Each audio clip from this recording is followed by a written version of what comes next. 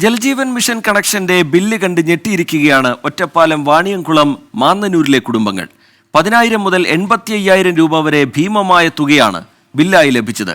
ജനുവരിയിൽ കണക്ഷൻ എടുത്ത ആളുകൾക്കാണ് ഭീമമായ തുകയടക്കാൻ ആവശ്യപ്പെട്ട് ബില്ല് കിട്ടിയത്. സംഭവം വാർത്തയായതിനു പിന്നാലെ അധിക ബിൽ അടയ്ക്കേണ്ടെന്ന് വാട്ടർ അതോറിറ്റി ജനങ്ങളെ അറിയിച്ചു. എങ്കിലും എങ്ങനെയാണ് ഇത്രയും ഭീമൻ തുക ബില്ലായി വരുന്നത് എന്നാണ് നാട്ടുകാരുടെ ചോദ്യം. ഇത്തവണത്തെ വാട്ടർ അതോറിറ്റിയുടെ വെള്ളത്തിന്റെ ബില്ല് കണ്ട് കുഴഞ്ഞു വീണില്ലെന്നേ ഉള്ളൂ. പാലക്കാട് വാണിയംകുളം മാതന്നൂർ നിവാസികൾക്കാണ് 10,000 രൂപ മുതൽ 85,000 രൂപ വരെ വാട്ടർ ബില്ല് വന്നിരിക്കുന്നത്.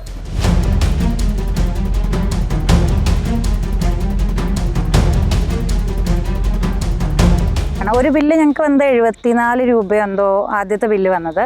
രണ്ടാമത്തെ ബില്ല് വന്നിരിക്കുന്നത് 55,000 പ്ലസ്, എനിക്ക് കൃത്യം ഓർമ്മയില്ല, അത്രയും വന്നിട്ടുണ്ട്. മാർച്ചിൽ 74 രൂപ മാത്രം ബിൽ വന്ന സ്ഥാനത്താണ് ഈ അവസ്ഥ.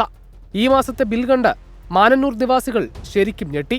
10,000 മുതൽ 85,000 വരെയാണ് മിക്ക കുടുംബങ്ങൾക്കും ബില്ല് വന്നിരിക്കുന്നത്.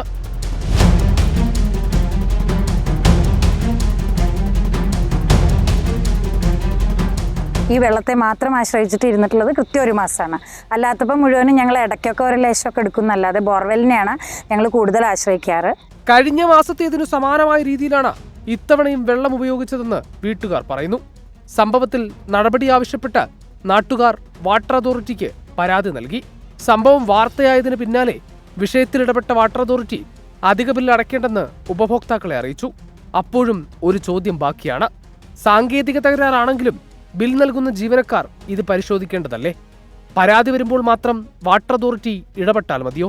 വാട്ടർ അതോറിറ്റിയുടെ ഈ അമിത ബില്ല് വാർത്തയായതോടുകൂടി വെള്ളത്തിന്റെ ബില്ല് താൽക്കാലികമായി പിൻവലിച്ചിട്ടുണ്ട്. വാട്ടർ അതോറിറ്റി അന്വേഷണം നടത്തുന്നുണ്ട് എങ്ങനെയാണ് ഈ ബില്ല് വന്നതെന്ന്. രാജീവ് സുദേവനും സുർജിത്ത് ഒറ്റപ്പാലത്തിനുമൊപ്പം സി ശ്രീകുമാരൻ, 24 പാലക്കാട്. പൊതുജനം കഴുതയല്ല സാർ.